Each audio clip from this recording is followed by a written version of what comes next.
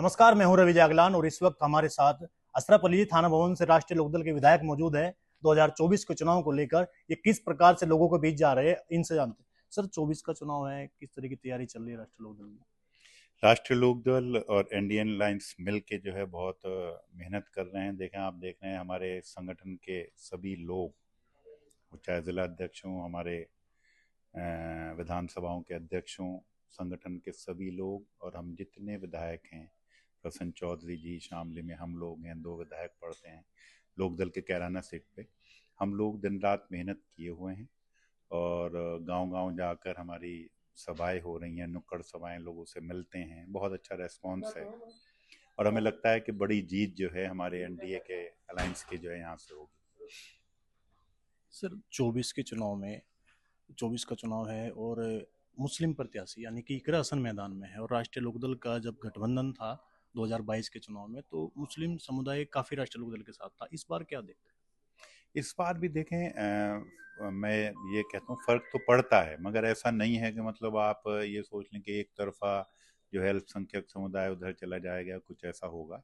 ऐसा नहीं है। बहुत लोग जो चौधरी साहब में आस्था रखते हैं, आरएलडी से जो जुड़े हुए लोग हैं, और वो सब लोग जो है अलायंस के लिए वोट करेंगे और अच्छा रिजल्ट जो है सब निकल के आएगा। ये आपको देखें, आने वाली 4 जून में शायद काउंटिंग है, उस दिन पता चल जाएगा। और ऐसा कुछ नहीं है, बहुत अच्छा चुनाव चल रहा है, बहुत सिस्टम से लड़ा जा रहा है, सभी लोगों में हम लोग जा रहे हैं। अल्पसंख्यक समुदाय के जो लोग हैं उनमें जाते हैं। अभी माननीय प्रधानमंत्री जी की रैली हुई थी, बड़ी तादाद में लोग मेरठ भी पहुंचे थे। तो ऐसा नहीं है, सभी सर्व समाज का वोट जो है अलायंस को मिलेगा और मुझे पूरी उम्मीद है कि बड़ी कामयाबी यहाँ से जो अलायंस के कैंडिडेट की होगी। सर, आप थाना भवन से विधायक है और वो ठाकुर बेल्ट मानी जाती है थाना भवन। ठाकुरों में जो विरोध है वो आप लोगों को जानकारी होगी कि किस तरह का विरोध सामने आ रहा है, इस संबंध में क्या?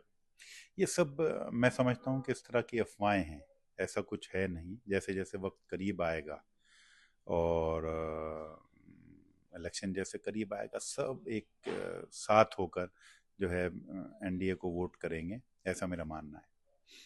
तो 24 को लेके मुस्लिम वोट कितना परसेंट मानते हैं आपकी भारतीय जनता पार्टी के पक्ष में डलने वाला है? देखिए, परसेंट वगैरह तो कुछ होता नहीं है। ये मैंने आपसे कहा है कि अच्छी तादाद में जो है वोट मिलेगा, और ये मैंने कहा है कि सर्व समाज का, चाहे वो हमारे एससी समाज के लोग हों, चाहे अल्पसंख्यक हों, अति पिछड़े हों, अति पिछड़े हों, पिछड़े हों, सभी लोगों का वोट जो है हमारे कैंडिडेट को मिलेगा, एनडीए के प्रत्याशी को, प्रदीप चौधरी जी को, और ये कैंडिडेट की जीत की निशानी होती है। मुद्दा क्या अहम रहने वाला है चुनाव? मुद्दे तो देखें, इतना कुछ किया है सरकार ने। आप देखिए, जो राशन का वितरण हो रहा है उसमें कोई भेदभाव नहीं है। प्रधानमंत्री आवास योजना में कितने लोगों के जो आवास बने हैं, आप ये देखें, उसमें कोई किसी तरह का भेदभाव है? हमारा तो छोटा सा कस्बा है, 1300 आवास वहाँ बने हैं, बिना भेदभाव के जो है दिए गए हैं। आयुष्मान कार्ड है, जो बीमार लोग थे उनका फ्री में इलाज होता है, 5 लाख रुपए तक का। कितनी बड़ी सहायता, कितनी बड़ी सहूलतें गरीब आदमी के लिए है, उसमें कोई भेदभाव नहीं है। तो इस तरह की बड़ी अच्छी योजनाएं हैं जो सभी को देख कर केंद्र सरकार ने बनाई हैं। उसमें कोई किसी तरह का कोई भेदभाव नहीं है कि एससी के हैं या अल्पसंख्यक हैं, सभी लोगों को बराबर की उसमें हिस्सेदारी है। 80 करोड़ लोगों को मुफ्त में जो गरीबों को राशन जो है दिया जा रहा है पूरे हिंदुस्तान में। 15 करोड़ लोगों को यूपी में दिया जा रहा है। तो इस तरह की मैं समझता हूँ कि जो सरकार के फैसले हैं, जो सरकार सहायता करती है गरीब लोगों का, गरीब जनता का, तो उसमें मतलब अच्छा ये सब कुछ निकल के आ रहा है। और इसी के उसमें आप देख रहे हैं कि अपार जनसमूह, कहीं पे भी मीटिंगें होती हैं, चाहे वो प्रधानमंत्री की हो, मुख्यमंत्री जी की हो, चौधरी साहब की हो, चारों तरफ से डिमांड है। जहाँ भी जाते हैं लोग बाग उन्हें हाथों हाथ ले रहे हैं, उनका स्वागत कर रहे हैं, और यही सब निशानी होती है एक अच्छे इलेक्शन की।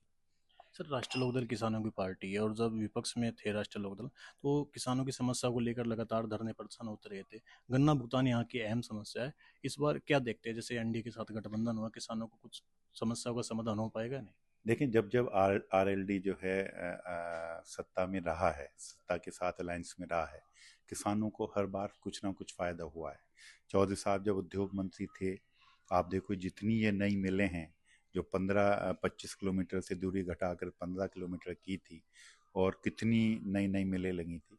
उसी तरीके से जब कृषि मंत्री रहे, उन्होंने जन किसान हित में जो फैसले लिए वो आपके सामने हैं कि किसान कोई भी इम्प्लीमेंट लेता था उसे अपनी ज़मीन जो है बैंकों में गिरवी रखनी पड़ती थी। अब सिर्फ 100 रुपये के स्टाम्प में एग्रीमेंट लिखा जाता है और किसान को जो है अपने संसाधन लेने का प्राप्त होते हैं उनके।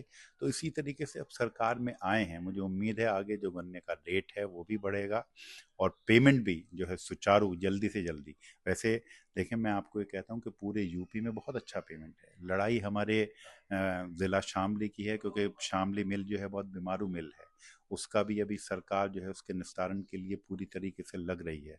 इसी तरह जो हमारी बजाज हिंदुस्तान है, इनकी लिमिट नहीं बनी हुई है, सीसी नहीं है।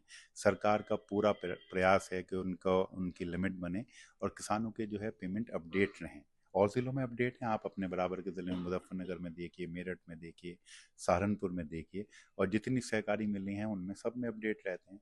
ये मैं समझता हूँ अपवाद है कि हमारे ज़िले में इस तरह की 2 मिलें हैं और इनको भी जल्दी से जल्दी, इनका भी चौधरी साहब ने ये वार्ता की है माननीय मुख्यमंत्री जी से, और जल्दी इस समस्या का भी बहुत जल्द समाधान होगा।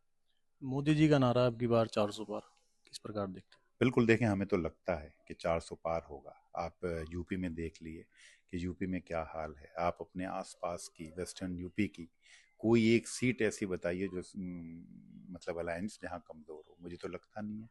मैं तो बागपत भी रह के आया हूँ, बिजनौर भी जाते हैं, कैराना भी हमने देखी है, सहारनपुर में बहुत अच्छी स्थिति है, मेरठ में बहुत अच्छा मामला है। इसी तरह मुरादाबाद में देखिए, आप चारों तरफ आप जहाँ भी जाएंगे मुझे कोई भी सीट लूज होती हुई नजर नहीं आती। हैं अब की बार 400 पार? बिल्कुल बिल्कुल, फाइनल। हमारे साथ बातचीत करने के लिए थाना मुंशी विधायक अशरफ अली थे, जिनका साफ तौर से कहना है कि अब की बार 400 पार। चलें। धन्यवाद।